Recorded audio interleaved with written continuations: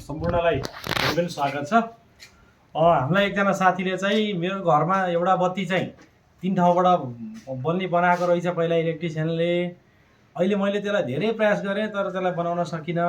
कसरी हुन्छ होला सर, त्यो यसो मलाई एउटा चित्र बनाएर यसो एउटा भिडियो बनाएर पठाइदिनु पर्यो भनेर भन्नुभएको छ। त्यो अनुसार चाहिँ म अहिले चाहिँ एउटा बत्तीलाई 3 ठाउँबाट बाल्ने कसरी बालिन्छ त भन्ने कुरा चाहिँ म तपाईँहरूलाई यहाँ सिकाउन गइरहेको छु। त्यसमा चाहिँ हाम्रो यसमा मुख्य भूमिका चाहिँ एउटा इन्टरमिडिएट स्विचले चाहिँ गरिरहेको हुन्छ। त्यसले गर्दाखेरि चाहिँ म पहिला चाहिँ त्यसको लेआउट डायग्राम बनाउँछु, त्यसपछि तपाईँहरूलाई वायरिङ डायग्राम बनाएर कुन तार कहाँ जोडिन्छ भनेर चाहिँ म तपाईँहरूलाई चाहिँ सिकाउँछु है। अब नर्मल्ली अहिले हाम्रो चाहिँ उहाँले के भन्नुभएको छ, एउटा बत्तीलाई भनेको यो एउटा बत्ती हो, यो एउटा बत्तीलाई चाहिँ कति ठाउँबाट बन्द गर्नु पर्यो अथवा अन गर्नु पर्यो, 3 ठाउँबाट चाहिँ अन अफ गर्नु पर्यो है। अहिले म सुरुमा चाहिँ लेआउट बनाउँछु।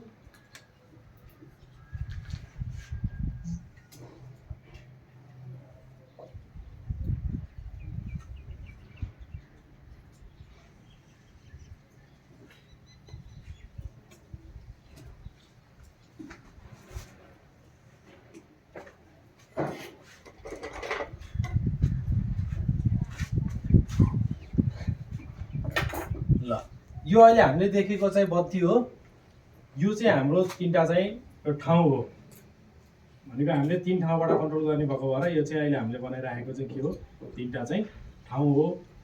यो 3 ठाउँबाट चाहिँ जहाँबाट अन गर्नु पर्यो मिल्नु पर्यो, यो बत्ती अन छ भने अफ गर्नु पर्यो, अफ छ भने अन गर्नु पर्यो, जताबाट पनि हामीले के गर्नु पर्यो, जे गर्न पनि मिल्ने खालको हुनु पर्यो। अब त्यसको लागि चाहिँ हामीलाई चाहिँ सुरुमा चाहिँ के चाहिन्छ त भन्दाखेरि चाहिँ 2टा चाहिँ 2A स्विच चाहिन्छ। त्यो 2A स्विच चाहिँ हामीले फर्स्ट र लास्ट भनेको पहिलो ठाउँ र अन्तिम ठाउँमा चाहिँ हामी के राख्छौँ, 2A स्विच राखेका हुन्छौँ। र यो बिचमा चाहिँ हामीले के राखेको हुन्छ त भन्दाखेरि चाहिँ इन्टरमिडिएट स्विच चाहिँ राखिएको हुन्छ है। यो S1 भनेको कुनै एउटा ठाउँ हो, यो S2 भनेको अर्को ठाउँ हो भने यो S3 भनेको चाहिँ के हो, अर्को ठाउँ हो। र अहिले हामीले यो होल्डर 1लाई चाहिँ हामीले के गर्नुपर्ने छ भने यो 3 ठाउँबाट चाहिँ बाल्नुपर्ने हुन्छ। र यतापट्टि देखाएको यो पाटो चाहिँ के हो भने हाम्रो डिस्ट्रिब्युसन लाइन अथवा जहाँ हाम्रो डिबी बक्स छ, डिबी बक्सबाट हामीलाई चाहिँ यहाँ सप्लाई आएको हुन्छ, यो सप्लाईको लाइन हो यो यहाँ। अब हामीले यहाँ पुरै जक्सनहरू अब जे पनि राख्न सक्छौँ, त्यो तपाईँहरूकोमा के छ त्यही अनुसार गर्न सकिन्छ। तर मैले अहिले चाहिँ यहाँ जक्सन चाहिँ देखाएन।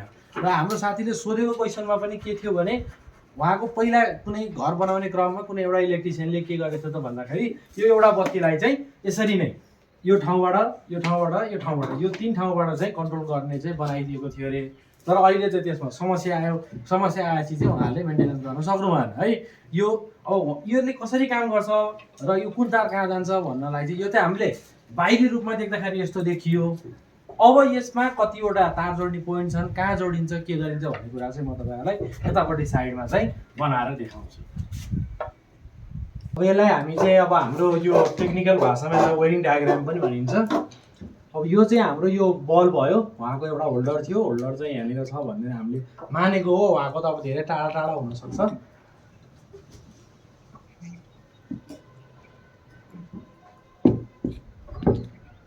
उहाँकोमा एउटा यस्तो खालको स्विच हुनु पर्यो, त्यसपछि अर्को चाहिँ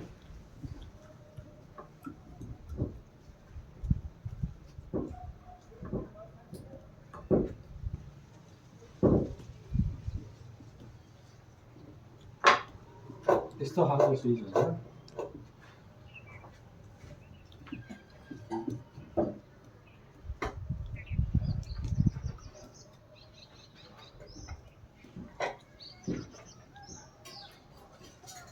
अब अघि नै मैले भनिसकेको थिएँ, यसको लागि चाहिँ हामीसँग के हुनुपर्छ त भन्दाखेरि चाहिँ 2वटा चाहिँ 2A स्विच हुनुपर्छ। 2A स्विचमा मैले पहिला पनि तपाईँहरूलाई भनिसकेको छु। अरू योभन्दा अघिल्लो भिडियो अथवा मेरो युट्युब च्यानलमा गएर यो 2A स्विचको भिडियोहरू पनि हेर्न सक्नुहुन्छ। तपाईँलाई त्यस्तो केही समस्या भयो भने यो 2A स्विचमा चाहिँ के हुन्छ भन्दाखेरि त्यसमा चाहिँ 3टा तार जोड्ने पोइन्टहरू, यो अहिले हामीले बनाएको गोलो गोलो चाहिँ सबै के हो, तार जोड्ने पोइन्ट हो। यसरी नै इन्टरमिडिएट स्विचमा चाहिँ यो 2A स्विचमा 3वटा तार जोड्ने पोइन्ट थियो भने यो बिचको जुन यो हाम्रो यो बिचको हामीले स्विच बनाएका छौँ, यो स्विचमा चाहिँ 3वटा एउटा लाइनमा 3वटा एउटा लाइनमा गरेर टोटल चाहिँ 6वटा चाहिँ पोइन्ट हुन्छ। यो फेरि अर्को 2A स्विच भयो। तपाईँले पनि त्यो तपाईँको घरमा हेर्नु होला, उहाँले गर्ने बेलामा त्यो जुन जुन स्विचले पहिला तपाईँले बाल्नुहुन्थ्यो त्यसमा चाहिँ कुनै दुईटामा 2A स्विच र एउटामा चाहिँ के हुन्छ 6वटा पोइन्ट भनेको इन्टरमिडिएट स्विच चाहिँ भेट्नुहुन्छ। अब यसको लागि चाहिँ हामीले के गरिएको हुन्छ त भन्दाखेरि यो होल्डरलाई कतैबाट अब तपाईँले कता जक्सन छ है, अब त्यही जक्सन अनुसार चाहिँ तपाईँहरूले त्यही न्युट्रल चाहिँ यो लोडमा चाहिँ लैजानुपर्ने हुन्छ। यसरी यो अहिले हामीले यो देखाएको चाहिँ न्युट्रल लाइन हो। न्युट्रल लाइन चाहिँ तपाईँको कहाँ पुगेको हुनु पऱ्यो, होल्डरमा चाहिँ पुगेको हुनु पऱ्यो। त्यसपछि हाम्रो मेन फेस चाहिँ अहिले मैले यो 2A को बिचमा ल्याएर दिएँ, तर त्यहाँ तपाईँको इलेक्ट्रिसियनले अब कुनै यो दुईटा 2A मध्येमा कुनै एउटाको बिचमा चाहिँ के गरेको हुन्छ भने एमसिबीबाट आएको मेन लाइन चाहिँ ल्याएर बिचमा चाहिँ जोडेको हुन्छ। त्यसपछि यो 2A को अर्को यो 2A मा त मेन फेज दियो, तर यसको अर्को 2A मा चाहिँ के गरिन्छ त भन्दाखेरि चाहिँ त्यो होल्डरबाट आएको तारलाई चाहिँ बिचमा ल्याएर जोडिन्छ। यो कुरा चाहिँ अलिकति ख्याल गर्नु है। मेन फेज एकातिर दियो भने अर्कोतिरको 2A को बिचबाट चाहिँ हामीले के गर्नुपर्ने हुन्छ, रिटर्न फेज चाहिँ लैजानु पर्ने हुन्छ है। अब तपाईँले मैले अहिले मेन फेज यहाँ दिएँ, तपाईँको योभन्दा पहिला काम गर्ने टेक्निसियनले चाहिँ अथवा इलेक्ट्रिसियनले यतातिर दिएको नि हुनसक्छ, यो रिटर्निङलाई हालेर दिएको नि हुनसक्छ, जता पनि दिन पाइन्छ। त्यसपछिको काम भनेको हाम्रो जतिसुकै टाढा होस्, जति टाढा भए पनि यसमा के गर्ने हो भने यो 2A को माथिल्लो पोइन्टबाट लगेर चाहिँ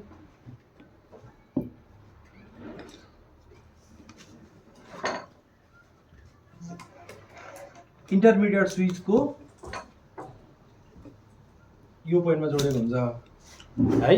अब यो गर्ने बेलामा चाहिँ हामीले के गर्नु पर्यो भने सँगसँगै यसरी चाहिँ सानो टुक्राले चाहिँ यो 6वटा पोइन्टलाई चाहिँ हामीले सर्ट गरेर चाहिँ के गर्नुपर्ने हुन्छ, यो अहिले 6वटा पोइन्ट थियो, अहिले यो पोइन्ट र यो पोइन्ट एउटै पोइन्ट बन्यो, यो पोइन्ट र यो पोइन्ट एउटै बन्यो, यो बिचमा चाहिँ हामीले तारको टुक्रा हालेर चाहिँ यसलाई चाहिँ के गर्नुपर्ने हुन्छ, सर्ट गर्नुपर्ने हुन्छ। अब तपाईँहरूले यहाँ अलिकति बुझ्नुपर्ने कुरा के छ भने अहिले त मैले तपाईँको ल्याएर यहीँ दिएँ, यसलाई यहीँ दिएँ, तल्लो यो 2A को तलबाट ल्याएकोलाई यसैमा दिएँ, तर यहीँ दिनु पर्दैन, यहाँ दिन नि मिल्छ, यहाँ दिँदाखेरि यहाँ दिँदा पनि मिल्छ। तपाईँको यहाँ तारहरू चाहिँ जम्पिङ हुन्छ भनेर मैले यसरी दिएछु। तपाईँको यहाँ दिनु भनेको एउटै हो, हेर्नु यहाँदेखि सर्ट गरेर यहाँसम्म ल्याएको छ, यो दुईवटा भनेको एउटै हो। तपाईँले यहीँ दिनुपर्छ भन्नु छैन, यो तारलाई तपाईँले यसरी लिएर आएर यहीँ ल्याएर दिएको पनि हुनसक्छ, यो यहाँ छ भने है। अब तर तपाईँ जान्नुहुन्न भने चाहिँ तपाईँले के गर्नु पऱ्यो भने अहिले मैले जसरी गरेको छु त्यो गर्नुभयो भने अनि तपाईँलाई अलिकति सजिलो हुन्छ।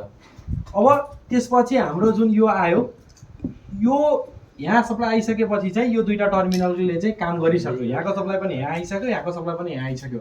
अब जाने बेलामा चाहिँ तपाईँले यहाँबाट लैजानु भयो भने चाहिँ त्यो बत्तीले चाहिँ काम गर्दैन। त्यसको लागि चाहिँ अब हामीले लानु पर्ने चाहिँ कहाँबाट भन्दाखेरि यो दुईटा बिचको पोइन्टबाट चाहिँ हामीले लानुपर्ने हुन्छ।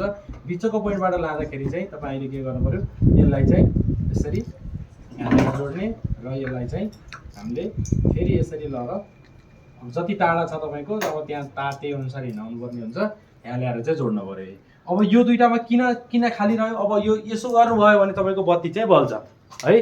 अब यो बत्ती चाहिँ बल्छ, तर यो दुईटा चाहिँ किन खाली भयो भन्दाखेरि चाहिँ अब तपाईँलाई त्यस्तो लाग्न सक्छ, किनभने हामीले यहाँ तार जोडेको हुन्न। यहाँ सर्ट गर्दाखेरि नै तार जोडेर हामीले चाहिँ के गरेको हुन्छ भने यसलाई र यसलाई चाहिँ एउटै टर्मिनल बनाइएको हुन्छ, यसलाई र यसलाई चाहिँ एउटै टर्मिनल बनाइएको हुन्छ। अब अहिले नयाँ इन्टरमिडिएट स्विचहरूमा चाहिँ 4वटा पोइन्ट पनि आगो भेटिन्छ कुनै कुनै कम्पनीमा, तर पुरानो पहिला आउने सबैमा चाहिँ 6वटा पोइन्ट हुन्छ। त्यो 6वटा पोइन्टलाई चाहिँ हामीले के गर्नुपर्छ भने क्रसमा चाहिँ हामीले एक अर्कालाई चाहिँ जोडिदिनु पर्ने हुन्छ।